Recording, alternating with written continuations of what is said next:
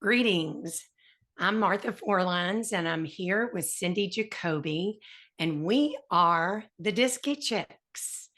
We are delighted to be back with you this week, and this is season 5, episode 4. And Cindy and I are going to talk about a topic that's quite hot right now, and that is the quiet quitters. Cindy, is there really such a thing as the quiet quitters? That is what we are going to explore today. Is quiet quitting a thing, or is it just a buzzword? And so, one of the things I do is go straight to Gallup to find out. That's my resource. So why don't you explain to our guests what quiet quitting is and why should we care about it? So, quiet quitters are really not engaged at work. And they're typically people that are doing the minimum required for their role to get by. And they are psychologically detached from their work. But they're just minimally getting things done to satisfy their boss. And this describes half of the US workforce at this point in time. So that's pretty disenchanting, quite honestly, in a time where I know there are tons of distractions.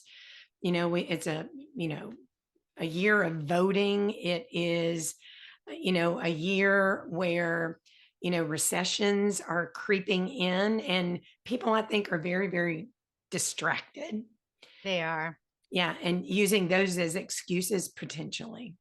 Well, I think there's also, and I don't have these numbers in front of me, but there's so many people that are just not in the workplace at all. They've just self-selected out and they're doing other things. And there's a remarkable number of men between the ages of 20 and 50 that have just dropped out of the workforce altogether. So I think that's one group, but the group we're talking about is they're still going to work. They're just not super enthused about it. So they're still getting a paycheck. And when, we first started talking about this idea of quiet quitters, I'm always leery about buzzwords. And I said, to me, it sounds like one of Gallup's 3 engagement levels. So Gallup, and I've done many webinars and workshops on employee engagement, because that was a buzzword a while ago before, but employee engagement, the way that Gallup defines it, they divide the workforce into 3 categories. And the first category is engaged.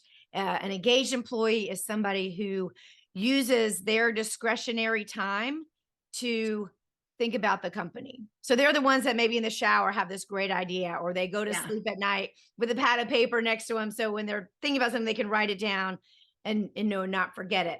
They pay attention to the competition.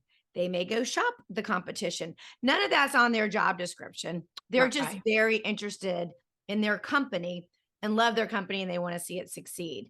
That number, according to Gallup, has shrunk to a pretty low level. It's down to 32% of the workforce now is actively engaged. Gallup's second level, and Martha, I think this is where the quiet quitters come in, is called disengaged. So disengaged isn't super negative. It's just they're kind of phoning it in. Yeah, they're doing the minimum. Yeah, just like you said, they come to work every day, but they come exactly on time and they leave exactly on time. They don't do anything above and beyond what is in their job description. Yeah. So it's, you can't really fire them because they're doing their job, but you're not getting the most out of people. And when I do an employee engagement survey or workshop with a company, we define that engagement really as productivity. So somebody who's highly engaged is highly productive. They're beating their goals, right? Exactly. I mean, it's not that they're just meeting, they are beating their goals because they're charged up about the nature of the work that they're doing. And I'm always careful to explain the difference between employee satisfaction and employee engagement, because employee satisfaction, you could be disengaged and perfectly satisfied to show up at 9 and leave at 5 and do the minimum, take every break, take every vacation day. you could get wildly successful satisfaction scores, but that doesn't equate with productivity or production. So big difference. Yes, we want our employees to be happy, but we also want them doing things. And then the last category that Gallup talks about, and these are the more sinister people, this is called actively disengaged. So the actively disengaged are the ones who are bad mouthing the company, doing not only the minimum, but maybe even sabotaging, or, and I think the worst part about this group is that they bring others down with them. So this is a cancer that you want to get rid of. I did a theme of a garden, and these were my weeds, because not only do they grow, but they spread and they choke out the healthy plants, the healthy employees. Right. And so you have a word for that in your quitting language, right? They're not quiet quitters. Yeah. They're the loud They're quitters. loud quitters. Yeah, absolutely. Yeah. Absolutely.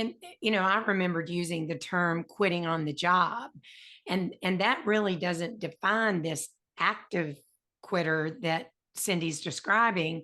That's really that middle group, which is a large percentage of your employees. It's up to like what, 50%, maybe, Cindy? Yeah. And what's interesting is that if we looked at the most recent Gallup surveys, and they're the ones that have the most robust data on all this. But one trend that we notice is that the engaged worker number is going down, and the actively disengaged number is going up. So that's really squeezing that just plain old disengaged or quiet quitter. So the number is now 32% of workers are engaged, really, going above and beyond. But now it's up to 18% from 13% in 2019. 18% are actively disengaged. These are the ones that you kind of want to quit. So, and that leaves about 50% in the middle of disengaged. Right. So there's not a whole lot of people out there really excited about their job and being really productive. Right. Right. So I always say we want to get rid of the actively disengaged. But how do we move those quiet quitters? How do we move those disengaged up to being engaged workers? Right. What's the cure for this, Martha? Well, what's interesting to me, just to back up for a second, though, is that coming out of COVID, more and more people were changing jobs. Yeah. Right. Trying to find and seek that better, best opportunity for themselves, because the employers are having to pay a lot of money at this point in time to get these jobs filled and get the productivity up for their businesses. So it's just an interesting dynamic to me that they've changed jobs in a lot of cases, especially a lot of the young people, the Gen Z and millennials were changing jobs quite feverishly.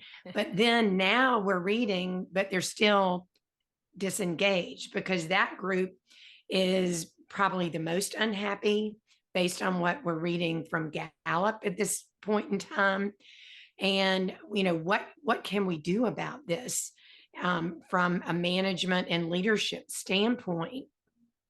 So one of the first things to address, because the managers are disengaged too, guys and ladies, it's not just the employees. So the first plan of attack needs to be to get your arms around your management team. Where are they on this continuum of engaged, disengaged, and actively disengaged? And really check in with them, have deeper conversations with them to find out what they're happy about, what they're not happy about. And hopefully they'll be honest with you, because the managers are setting the tone for this level of disengagement, in my opinion. And if they're showing up not fully engaged, then guess what? That they're the role model for their employees.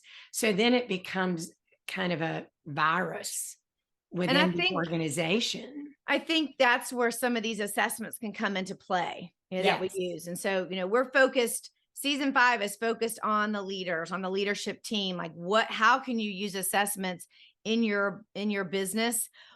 I think giving managers these assessments and trying to learn more about their self-awareness. Yeah. Are they aware of how they're coming across to other people? We have a form of the DISC assessment called the engagement survey, and we can actually test for engagement. We know based on the similar sciences how people are coming across, what their level of productivity is, just on a really simple survey, one that they're very familiar with. Yeah. And Yeah. I think EQ can probably come along in that as well. Yeah, EQ would be great. And to add to that, because I do feel like a lot of the workforce is still under quite a bit of stress, we actually have a stress assessment that Yeah. I think is a great measure of engagement as well, because you see, you know, where they're happy and where they're not happy in that report as well, Cindy. So there's 3 options here that I think could be very, very helpful to find out, okay, where is my workforce in this whole total topic of engagement? But more importantly, are you paying attention to their results? Because if you have employees that are change adverse and you're trying to bring on new initiatives and they're disengaged, then they're going to be the laggards. They're going to slow the whole project down. And are your managers strong enough to go and address these employees in a very fair and humanistic way? But they need to be spoken with and talked to about where there are opportunities to improve. And there's always something tricky about those conversations to me, Cindy, which is you want them to leave the conversation motivated. So it's not get in there and chew them out. Yeah. It's get in there and ask questions about their work and their processes and what they're achieving and what they're not achieving, and get them to take ownership of it. But it's kind of an art to me on giving that constructive feedback and keeping people engaged and wanting to do better. I think middle managers these days have it harder than they've ever had it, because the middle managers are the glue. They've got a workforce that has been sent home. Yep. And now they're being called back. And some don't want to come back. Some managers don't want to come back. And it's that middle manager is the one that has to make it all work. And it's exhausting and it's frustrating. And we see that decline in manager engagement. And like Martha said, if the manager is not engaged, there's no way the employees are going to be engaged, because as we've all heard many times, employees quit their manager, not their company. So even if they were engaged with their company, if they're having poor interactions with the managers, then it's not going to be successful. So I think giving a lot of love and attention to the managers and a lot of training help them learn how to give one-on-ones, how to make those connections. And they may have done one-on-ones before everything went to hell. And maybe they haven't been able to reconnect via Zoom. You still need to do those one-on-ones, even if it's remotely. So giving time and attention, training, skills training. And what comes to mind for me is delegation and accountability.